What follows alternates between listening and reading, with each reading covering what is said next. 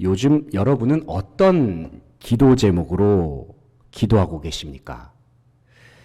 우리는 기도하는 중에 하나님의 응답을 기다립니다.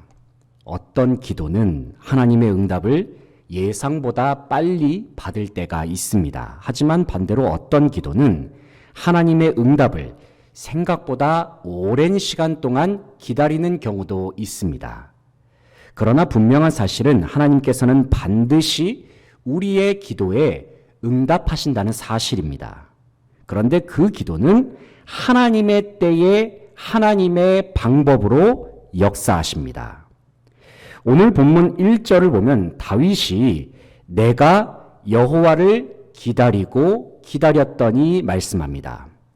여기서 기다렸다는 동사를 연속적으로 반복해서 사용한 것은 그만큼 끈기 있게 인내심을 가지면서 기다렸다는 말씀입니다. 한마디로 말해서 다윗은 하나님께서 기도를 응답하실 때까지 끝까지 포기하지 않고 기다렸습니다. 그리고 다윗은 기나긴 기다림 끝에 마침내 하나님의 응답을 경험합니다. 본문 1절, 2절에서 다윗은 하나님께서 자신의 기도에 어떻게 응답하셨는지를 다음과 같이 묘사합니다. 1절, 2절 말씀을 다 함께 읽어보겠습니다. 시작. 내가 여호와를 기다리고 기다렸더니 귀를 기울이사 나의 부르짖음을 들으셨도다. 나를 기가 막힐 웅덩이와 수렁에서 끌어올리시고 내 발을 반석 위에 두사 내 걸음을 견고하게 하셨도다. 아멘.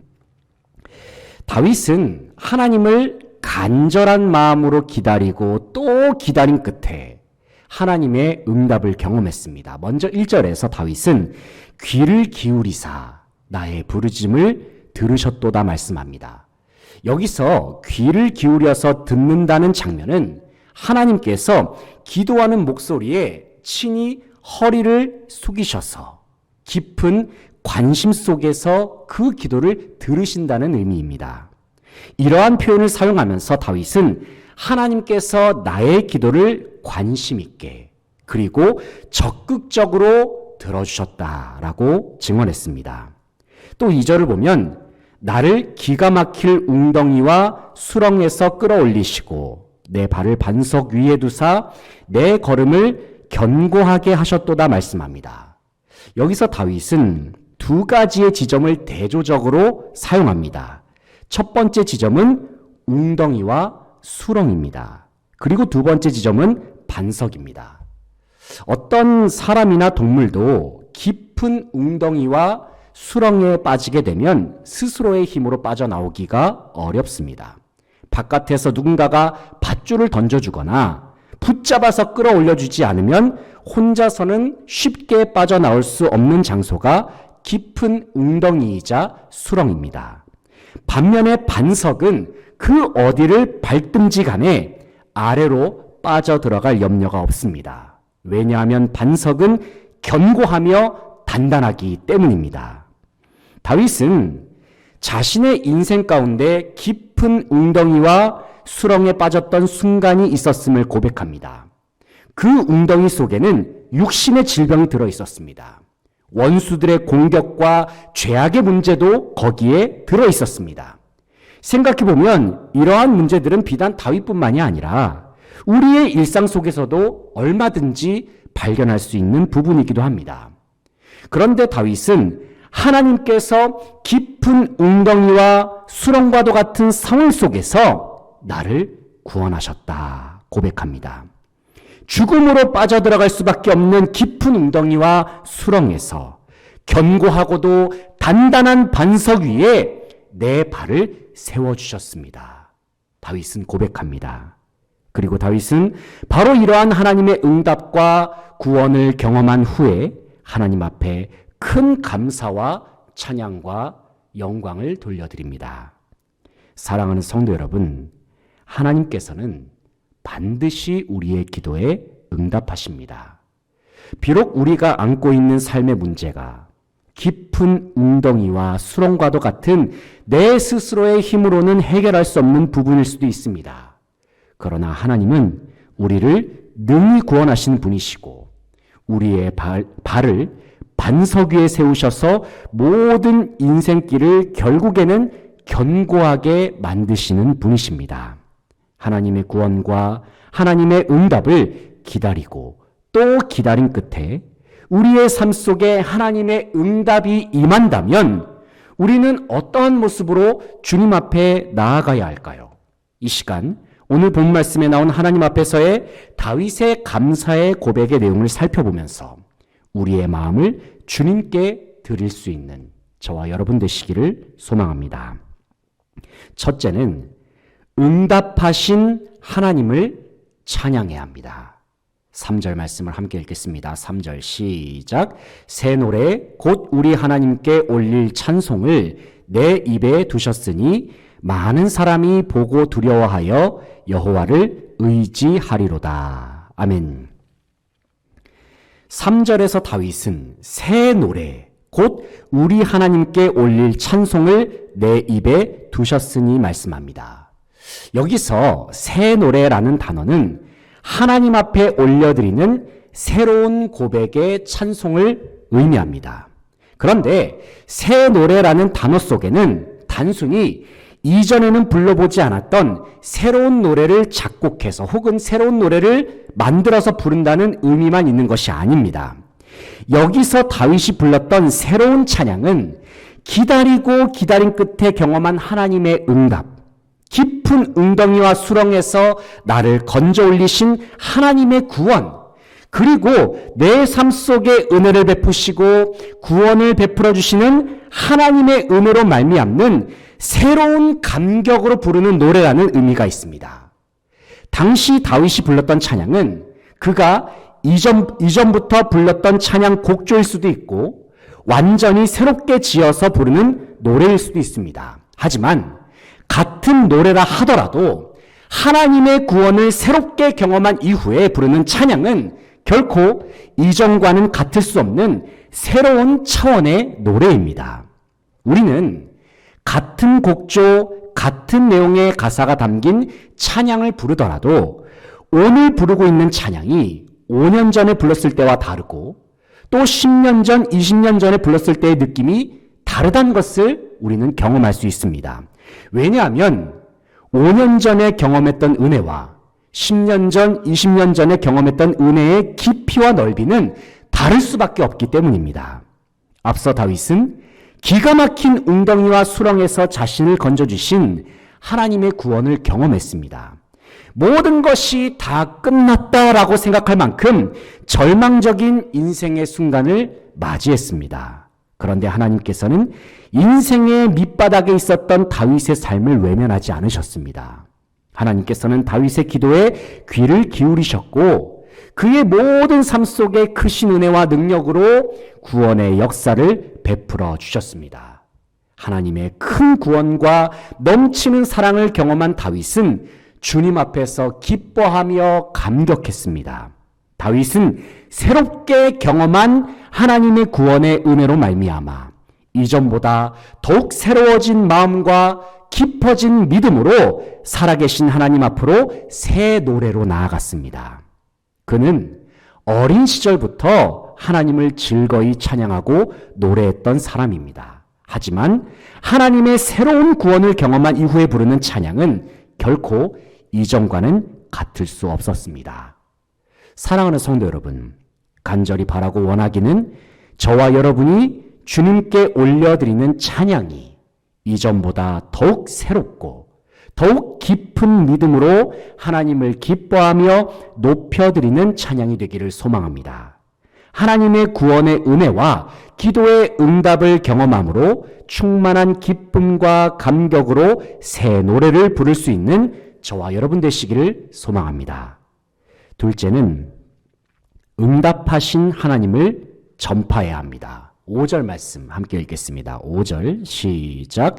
여호와 나의 하나님이여 주께서 행하신 기적이 많고 우리를 향하신 주의 생각도 많아 누구도 주와 견줄 수가 없나이다. 내가 널리 알려 말하고자 하나 너무 많아 그 수를 셀 수도 없나이다. 아멘. 5절의 하반절을 보면 내가 널리 알려 말하고자 하나 너무 많아서 그 수를 셀 수도 없나이다 말씀합니다. 다윗은 하나님께서 자신에게 행한 일들을 온 세상 사람들에게 널리 알리기를 원했습니다. 다윗은 나와 함께 하시고 나의 삶을 구원하신 하나님의 은혜가 너무나도 크고 놀랍다고 고백합니다. 그래서 다윗은 5절 상반절에서 여호와 나의 하나님이여 주께서 행하신 기적이 많고 우리를 향하신 주의 생각도 많아 누구도 주와 견줄 수가 없나이다 말씀합니다. 하나님의 무한하신 능력과 감히 견줄 수가 없다.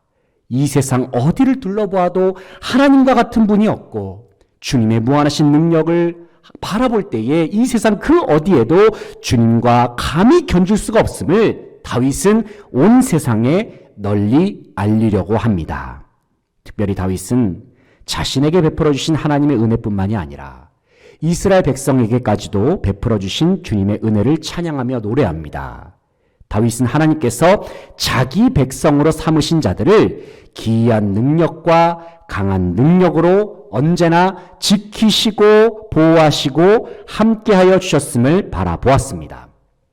그 옛날 다윗이 통치했던 시절의 이스라엘의 땅덩어리를 생각해 본다면 다윗은 이스라엘은 주변의 강대국들에 비하여 그 크기가 매우 작은 나라에 불과했습니다.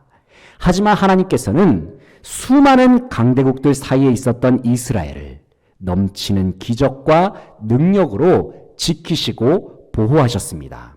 그뿐만 아니라 하나님께서는 이스라엘을 통치하는 다윗에게 넘치는 능력과 힘을 더하셔서 그로 하여금 모든 전쟁에서 승리할 수 있도록 인도하여 주셨습니다. 다윗은 온 세계와 열방 가운데 이스라엘과 자기 자신을 지켜주신 하나님의 능력과 기적이 셀 수도 없이 많음을 선포합니다. 이처럼 다윗은 이스라엘을 포함하여 온 세상 가운데 살아서 역사하시는 하나님의 전능하심과 크신 위엄을 높여드리면서 거룩하신 주님의 이름을 전파합니다. 다윗은 오직 하나님만이 온 세상을 통치하시는 유일한 주관자가 되시며 전능자가 되심을 다윗이 선포하는 이유가 무엇일까요? 왜냐하면 살아계신 하나님은 온 세상 모든 천지 만물의 경배와 찬양을 받으시기에 합당하신 분이시기 때문입니다. 사랑하는 성도 여러분, 우리는 오늘 본문 말씀을 통해서 진정 하나님의 은혜와 구원을 경험한 자는 마땅히 하나님을 전파하지 않을 수 없음을 발견합니다. 그동안의 삶 속에 여러분에게 역사하셨던 하나님은 어떤 분이십니까? 그리고 앞으로의 삶 속에 우리에게 역사하실 하나님을 여러분은 어떠한 믿음으로 신뢰하고 계십니까? 내가 만난 하나님, 내가 경험한 하나님, 나를 사랑하시는 하나님을 온 세상 속에 널리 자랑하면서 선포하며 또 전파하며 증거할 수 있는 저와 여러분 되시기를 간절히 소망합니다. 셋째는 응답하신 하나님께 순종해야 합니다. 7절 말씀 다 함께 읽겠습니다. 시작.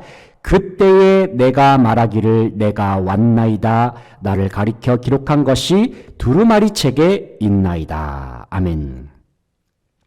7절을 보면 그때에 내가 말하기를 내가 왔나이다 말씀합니다. 여기서 다윗은 하나님께서 말씀하셨던 그때에 내가 하나님 앞에 나왔습니다라고 응답했다고 밝힙니다.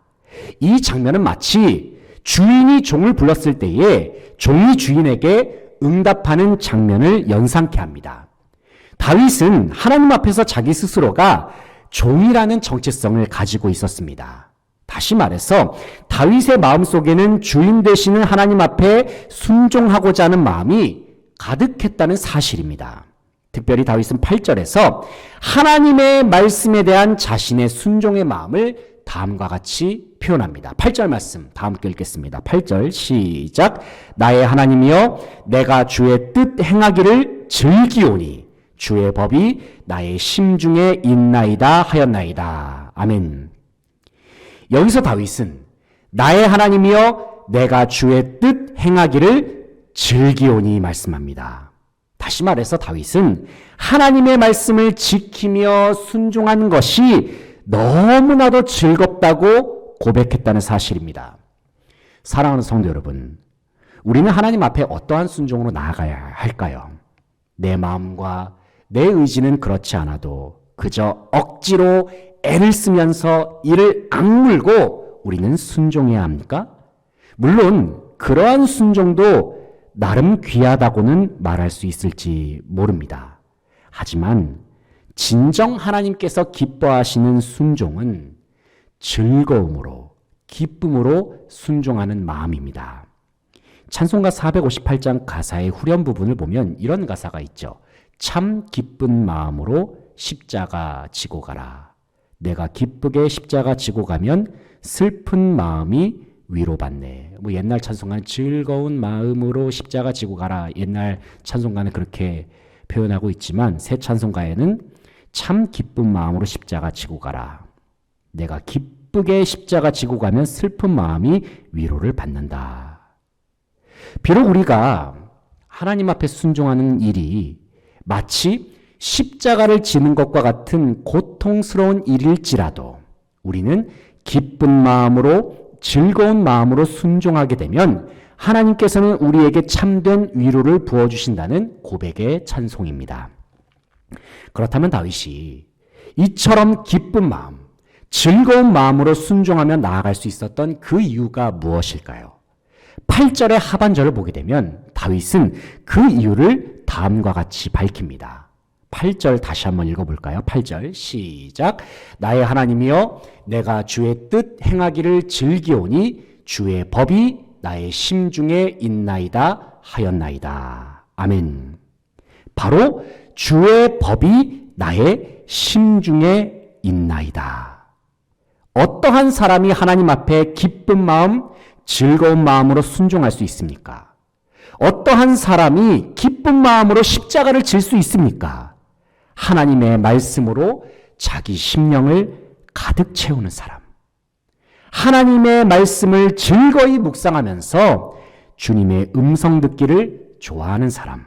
바로 그 사람이 주님 앞에 즐거운 마음으로 참 기쁜 마음으로 순종할 수 있습니다. 하나님의 말씀으로 내 심령을 채우면 내 마음은 주님의 마음으로 변화됩니다. 하나님의 말씀으로 내 심령을 채우면 내 생각도 주님의 생각으로 바뀝니다. 우리가 매일의 삶 속에서 경건의 훈련을 하고 하나님의 말씀을 묵상해야 하는 이유는 바로 내 마음과 생각을 주님의 말씀으로 온전히 채우기 위해서입니다. 살아계신 하나님의 말씀으로 우리의 심령을 충만케 하는 저와 여러분 되시기를 소망합니다. 그리하여 다윗과 같이 모든 상황 속에서 즐거운 마음, 기쁜 마음으로 주님 앞에 기꺼이 순종의 길로 나아갈 수 있는 저와 여러분 되시기를 소망합니다. 사랑하는 성도 여러분, 우리는 모든 인생 속에서 살아계신 하나님을 기다리고 또 기다리는 자들입니다. 우리는 끝까지 포기하지 말고 하나님의 응답을 기다려야 합니다. 왜냐하면 하나님께서는 하나님의 때에 하나님의 방법으로 우리의 기도에 반드시 응답하시기 때문입니다. 주님께서는 우리의 삶의 문제가 비록 깊은 웅덩이와 수렁과 같이 막막하다 할지라도 우리의 발을 능히 견고한 반석 위에 세우시는 분이십니다. 우리를 구원하셨고 앞으로도 큰 구원으로 역사하실 하나님 앞에 새 노래의 찬양으로 나아가시기를 바랍니다. 우리를 구원하실 하나님의 이름, 예수 그리스도의 이름을 온 세상과 열방 가운데 우리의 이웃들에게 널리 전파할 수 있기를 바랍니다. 그리고 하나님의 말씀으로 우리의 심령이 충만하여서 주님 앞에 즐거이 순종하며 나아가는 저와 여러분 되시기를 축복합니다. 그리하여 이전보다 더 깊어지고 성장하는 믿음으로 주님께 영광 돌리며 우리가 걸어갈 믿음의 여정을 주님과 함께 동행하며 승리하는 모든 성도들 되시기를 간절히 바라고 소망합니다. 함께 기도하시겠습니다.